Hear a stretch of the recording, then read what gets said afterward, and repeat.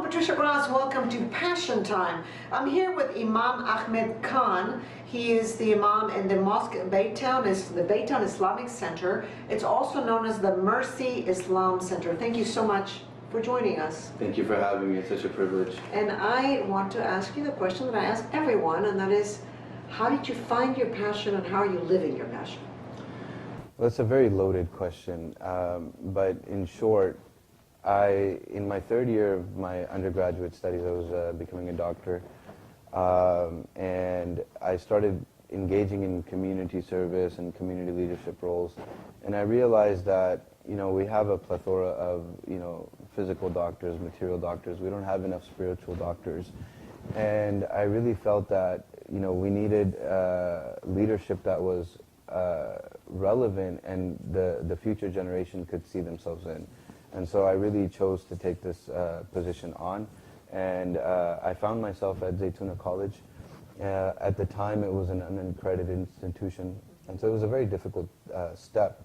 However, it turned out to be the best decision of my life.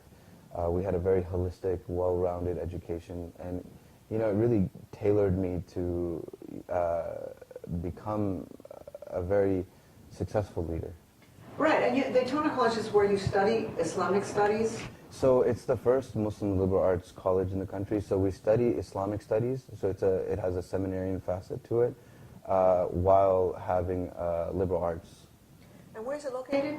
Berkeley, California. That's wonderful. I haven't even heard of this. This is very interesting. So you're coming from sort of the more liberal angle of Islam than the more conservative? No, I would say that I'm coming from a very balanced approach. So, these terms are very relative, right? To some, conservatives, I may come off liberal. To some liberals, I may come off conservative. The reality of the matter is that I'm well educated in the sciences, so there's a balance in my demeanor. Okay. Let's talk about, I know that you're studying to be a counselor. Mm-hmm. One of my concerns is that every time there's a terrorist attack in the United States, a lot of people start attacking Muslims. Mm-hmm. This is out of ignorance, out of, I don't even need to explain what it is, but I was very interested in talking to you because you are studying to be a counselor. Mm-hmm. And I'm wondering how the stories that you're hearing, is it becoming more difficult in the United States to live as a Muslim person or not? And share with me some of your experience as a counselor. And I know you're not finished with your studies yet, but obviously you chose to do that. Sure. So I'm at the very early stages, and one of the main reasons I wanted to do this is because there seems to be a gap in between mind science and spirituality and or religiosity.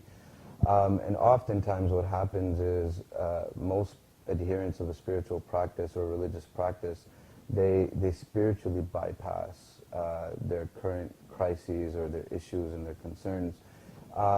And one of the sayings of the past scholars was al-hikmatu dalatul mu'min, that all sound knowledge is the property of the believers, meaning that we should take into account the tools that we have and we should try to excel to the best degree that we can. You spoke a little bit about terrorism and how there's these false analogies that kind of take place. The reality of the matter is anybody who has studied logic to any degree understands that this is a fallacy. It's taking a particular and universalizing it. People ask me this all the time: what's wrong with Muslims? Right? Why do they want to blow everything up? Why do they want to be so? Like every Muslim wants to blow everything up. Yeah, and oftentimes many people answer it from a very simplistic perspective, that there's about 1.6 billion Muslims in the world, and really if we were intolerant, then you would see a lot more chaos than is happening. Another way people address it is that if you look at the consequences of extremism, it's affecting Muslims first and foremost. So if you look at Syria, you look at Afghanistan, you look at the outskirts of Pakistan, the desecration is happening to Muslims first and foremost. The primary target are Muslims. So we don't consider these people as adherents of Islam. Now, but at a deeper level, we bring to ideologies our own perspectives. So if we have an imbalance in our mind, if we have an imbalance in our spirituality, then we will be imbalanced with the tradition. So you see today, I mean, some of the most apparently peaceful religions such as Buddhism, Hinduism, but you see extremism there as well. Well, every religion is extreme. Absolutely. Every single one of them, So, yes. so the problem is not the religion. The problem is the some of the people. It's a very small minority, right? So we cannot condemn Buddhists for what's happening, what some of the extremist Buddhists are doing. Myanmar, yeah. We cannot blame the Hinduism as a whole for what's happening. And what has happened historically. We cannot blame Christianity as a whole for what has happened historically. So the reality of the matter is that, at a deeper level, what it is that there's a problem with the people that are, quote-unquote, representing Islam. Then there's also this bias that has been embedded in the media. And so the tool that some media outlets use, I would say some media outlets use, is confirmation bias. Right? So we confirm through our channels the bias that people inherently have through the lack of education. Right, right. So let's talk about how you help, and you were telling me the story of your wife, that she used to cover her face and now she's really thinking seriously about not doing so. Why? So she covers her face, and she does it out of her own choice. Out of her own choice. And so, we live in Baytown. It's a little bit in the outskirts of Houston. And so sometimes the environment just does not entail for her to feel comfortable anymore. We were in the Bay Area for about a year and a half, and she never felt that discomfort. But in Houston, sometimes she does. And also it's out of courtesy to the people as well, that, because sometimes what we see on the television is so problematic that people have this kind of misconception when it comes to the veil. However, we've also had some unbelievably good experiences as well. People have come to my wife and they've, commented on, her dress, how beautiful her dress is, how beautiful her eyes are, how well-spoken she is, how eloquent she is. So the problem is, I think it's particular to certain regions, certain people. We, in particular, have not faced such harsh problems. However, obviously, as the kind of tensions rise, anxiety does increase. However, but I think it is important to mention that in America, our freedom of religious expression is embedded in the Constitution, which cannot be said for many countries around the world. And so, really, honestly, I mean, this is the perfect place for us to be living as Muslims. You often get criticized, Muslims, for not doing enough to deal with these extremists. Is that fair? I don't think so. I don't think it's fair at all. Many scholars have come forth and they've written articles and they've written open letters, and many of my teachers have actually been, commented on by ISIS. I mean, they're targets by ISIS. Sheikh Hamza Yusuf, he's a prominent scholar in the West. He's a prominent figure, globally. He came out very openly and he condemned the actions of ISIS. Then you have Yasser Qadhi, who also condemned the actions of ISIS.